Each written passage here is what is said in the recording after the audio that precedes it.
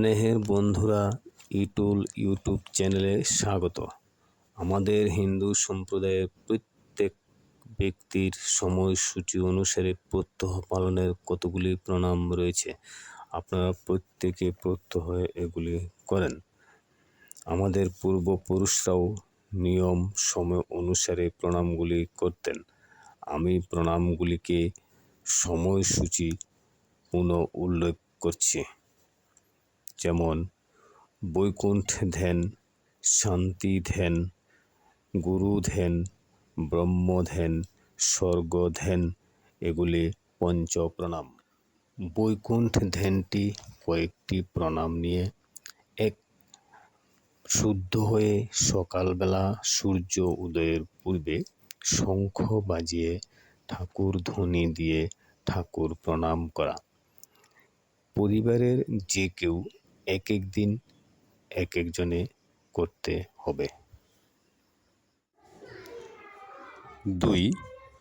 সকালবেলা ঘুম থেকে উঠেই শ্রী নারায়ণ স্মরণ, যদা যদা হি ধর্মস্য, এই বাণীটি ভগবান শ্রীকৃষ্ণের বাণী। এটি পরেই শ্রী নারায়ণ স্মরণ করবেন। 3. মন্দিরে বা বাড়িতে তুলসী তলা বা ঠাকুর ঘর 3 বার বা 5 বার পরিক্রমা করে মন্ত্র পড়ে ঠাকুর প্রণাম। 4. 2 হাতে 5 বার তালি বাজিয়ে ঠাকুর জাগ্রত করে মন্ত্র পড়ে ঠাকুর প্রণাম করা। 5. মন্ত্র পড়ে সূর্য, তুলসী এবং ভূমিতে হাত জোড় করে নমস্কার করা। 6. 10 মিনিট কীর্তন করা অথবা মোবাইল থেকে শুনে ঠাকুর নমস্কার করা। 7. বাড়ি পরিষ্কার করে গোবর জল ছিটিয়ে শুদ্ধ হয়ে গীতা মন্ত্র পড়ে অথবা অন্য ঠাকুরের মন্ত্র পড়ে ঠাকুরকে নমস্কার করা। 8. হরে কৃষ্ণ হরে রাম, এই মন্ত্রটি পড়ে বাড়িতে বা মন্দিরে বা তুলসী গাছে অথবা মাটিতে স্পর্শ করে প্রথমে লক্ষ্মী নারায়ণকে প্রণাম, দ্বিতীয় শ্রীরাম সীতাকে প্রণাম, তৃতীয় রাধাকৃষ্ণকে প্রণাম। একজনে যে কোনো 2টি প্রণাম অবশ্যই করতে পারবে।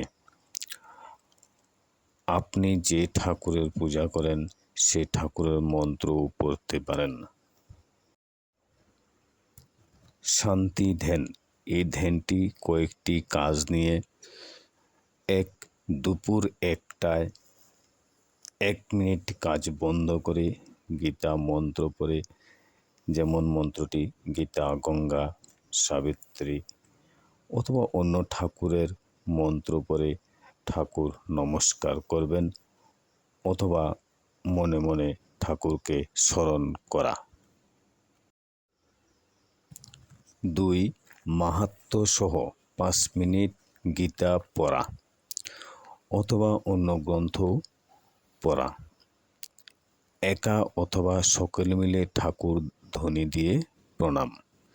শিক্ষার্থীরা বিদ্যালয়ে যাওয়ার আগেও করতে পারে। 3. প্রত্যেক দিন ঠাকুর পূজার পর 5 মিনিট গীতা পড়া অথবা গীতার 1 পৃষ্ঠা বা 2 পৃষ্ঠা পড়া। 4. স্নান সেরে তুলসী তলায় জল দিয়ে মন্ত্র পড়ে ঠাকুরকে নমস্কার করা। প্রত্যেকে যে কোনো একটি প্রণাম অবশ্যই করা। গুরু ধ্যান, এটি কয়েকটি কাজ অনুসারে। 1. সন্ধেবেলায় বাড়ির চারদিকে ধূপ দীপ দিয়ে শঙ্খ অথবা উলুধ্বনি দিয়ে মন্ত্র পড়ে ঠাকুরকে নমস্কার করা।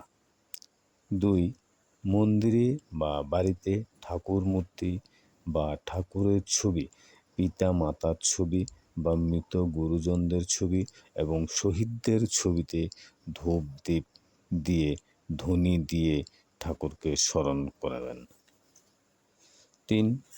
সকলে মিলে বাড়িতে অথবা মন্দিরে 10 মিনিট কীর্তন করা অথবা মোবাইল থেকে 10 মিনিট কীর্তন শোনা। উৎসব হলে এক মনে 3 ঘন্টা শুনবেন। প্রত্যেকে যে কোনো একটি প্রণাম অবশ্যই। স্বর্গ ধ্যান। 1. রাতে ঘুমোতে যাওয়ার আগে বজ্রাসনে অথবা পদ্মাসনে বসে 5 মিনিট মন্ত্র পড়ে ঠাকুর নমস্কার করবেন। ঠাকুর মহাধ্বনি অবশ্যই দিবেন। ব্রহ্মধ্যান। 1. রাতে খাওয়ার আগে ঠাকুর ঘরে বসে অথবা নিজ ঘরে বসে চোখ বন্ধ করে 10 মিনিটের বেশি মন্ত্র জপ করে ঠাকুর নমস্কার করবেন। 2. হরে কৃষ্ণ হরে রাম মন্ত্রটি দাঁড়িয়ে পড়বেন, বসে নমস্কার করবেন 5 বার। প্রথমে লক্ষ্মী নারায়ণকে প্রণাম, দ্বিতীয় সীতারামকে প্রণাম, তৃতীয় রাধাকৃষ্ণকে প্রণাম, চতুর্থ ব্রহ্মা সরস্বতীকে প্রণাম, পঞ্চম শিব পার্বতীকে প্রণাম। 3. 2 বার হলাসনে 3 বার অথবা 5 বার ঠাকুর স্মরণ ধ্বনি দিয়ে প্রণাম করবেন।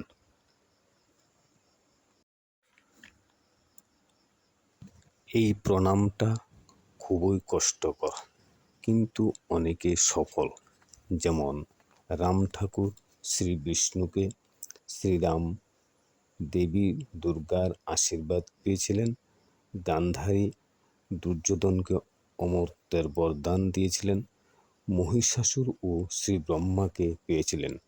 আরও অনেকে এই ধ্যানের মধ্যে ঠাকুরের আশীর্বাদ, ঠাকুরের দর্শন পেয়েছিলেন। বড় বন্ধুরা, ছোট বন্ধু সবাইকে এইভাবে ধ্যানগুলি করাতে পারেন।